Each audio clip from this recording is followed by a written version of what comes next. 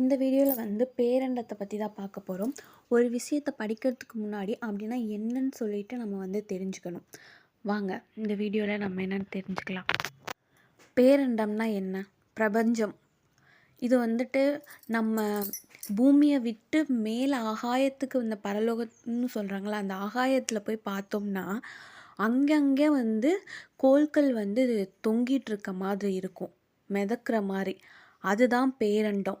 இந்த பேரண்டம் வந்து ஆற்றல், கிரகங்கள், நட்சத்திரங்கள், விண்மீன் திரள்கள், இந்த வால்மீன் இதெல்லாம் வந்து மொத்தமாக கொண்டது தான் வந்து பேரண்டம்.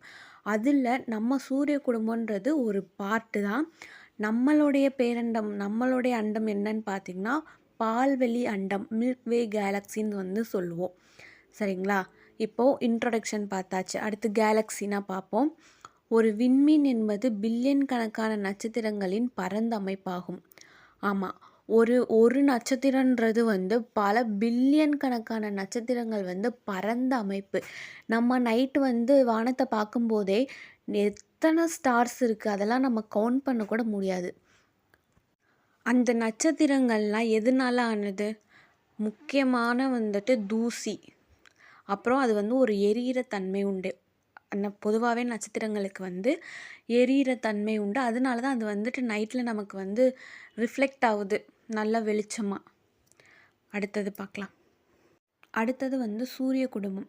சூரிய குடும்பம்னா என்ன அப்படின்னா, ஒரு 8 கிரகங்கள் வந்து சூரியனை வந்து சுற்றிட்டே வருது. சூரியனும் ஒரு இதை சுற்றுது. சூரியனை நம்ம சுற்றி இருக்க கிரகங்கள் வந்து சுற்றுது. இதோட கோள்கள், அது அப்புறம் இப்போ நம்ம பூமின்னு எடுத்துக்கிட்டோம்னா அதுக்கு ஒரு துணைக்கோள் இருக்கும், நிலா மாதிரியான பல விண்கற்கள், வால்மீன்கள்னு ஆயிரக்கணக்கான சின்ன சின்ன கற்கள், விண்கற்கள் இதெல்லாம் சேர்ந்து நம்ம சூரிய குடும்பம்னு சொல்கிறோம். அதில் ஒரு 8 கிரகங்கள் வந்துட்டு இருக்குது. அதை தான் நம்ம வந்து கோள்கள்னு வந்து சொல்கிறோம். சரிங்களா? சூரியனை தவிர்த்து 8 கோள்கள், சூரியனோட சேர்த்து 9 கோள்கள். இப்போ சூரியன் வந்து மையமாக இருக்குது. சூரியனை சுற்றி இந்த 8 கோள்களும் வந்து சுற்றி வருது. சூரிய குடும்பத்தில் யார் யார் இருக்காங்கன்னு பார்க்கலாம். முதல்ல சூரியன், அதுக்கப்புறம் புதன், அப்புறம் வீனஸ், அப்புறம் பூமி, அப்புறம் செவ்வாய், வியாழன், சனி, யுரேனஸ், நெப்டியூன். சூரியனுக்கு அருகில் உள்ளது வந்து புதன் தான். சரிங்களா? அதனால் புதனில் வந்துட்டு நம்ம தோசைமாக ஊற்றினா கூட, சும்மா ஊற்றினா கூட தோசையாக மாறிடும். அந்தளவுக்கு வெப்பம் வந்து புதன் மேலே வந்து படும். வால்மீன்கள் அப்படின்னா அதை நம்மளால் கணிக்கவே முடியாது. எக்கச்சக்கமானது வந்து இருக்குது நம்ம சூரிய மண்டலத்தில். அப்புறம் முக்கியமானது கொடுத்துருக்காங்க பாருங்கள். லத்தீன் சொற்களில் இருந்து பெறப்பட்ட பெயர் ஸ்டெல்லா காமெட்டா. அப்படின்னா ஹாரி ஸ்டாருன்னு வந்து அர்த்தம். சரிங்களா? கணிக்க முடியாத வால்மீன்கள் வந்துட்டு நம்ம சூரிய குடும்பத்தில் வந்து இருக்குது. அடுத்தது வந்து நட்சத்திரம்னா என்னன்னு சொல்லி பார்க்கலாம். ஆரம்பத்துலேயே பார்த்தோம், ஒரு தூசி ஹைட்ரஜன் அதனால ஆனது தான் வந்துட்டு நட்சத்திரங்கள்.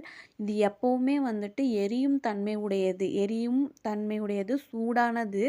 அதனால தான் அதிலிருந்து வர வெளிச்சம் வந்து நமக்கு நைட் வந்து ரிஃப்ளெக்ட் ஆகுது. சரிங்களா? அடுத்தது கேலக்ஸி அப்படின்னா என்னென்னா, நட்சத்திரங்கள், தூசி மற்றும் ஒளி. இந்த ஒளி வந்து லைட்டு, அப்புறம் வாயுக்கள் இதெல்லாம் சேர்ந்தது ஒரு பெரிய வந்து குழு. ஒரு ஈர்ப்பு விசையால் தான் அது வந்து பிணைக்கப்பட்டிருக்கு. இது வந்து விண்மீனுன்னு சொல்கிறாங்க. சரிங்களா? அவ்வளோதான். பேரண்டம்னா என்னன்றதை பற்றின ஒரு சின்ன இன்ட்ரொடக்ஷன் தான் இது. இப்போ பேரண்டம்னா என்னன்றது வந்து உங்களுக்கு ஒரு மைண்ட் செட்டில் வந்திருக்கும். ஸோ இந்த வீடியோ வந்து உங்களுக்கு யூஸ்ஃபுல்லாக இருக்குன்னு சொல்லிட்டு நம்புகிறேன். நம்ம சேனலை சப்ஸ்கிரைப் பண்ணிவிட்டு நம்ம வீடியோஸை தொடர்ந்து பார்க்க ஆரம்பிங்க.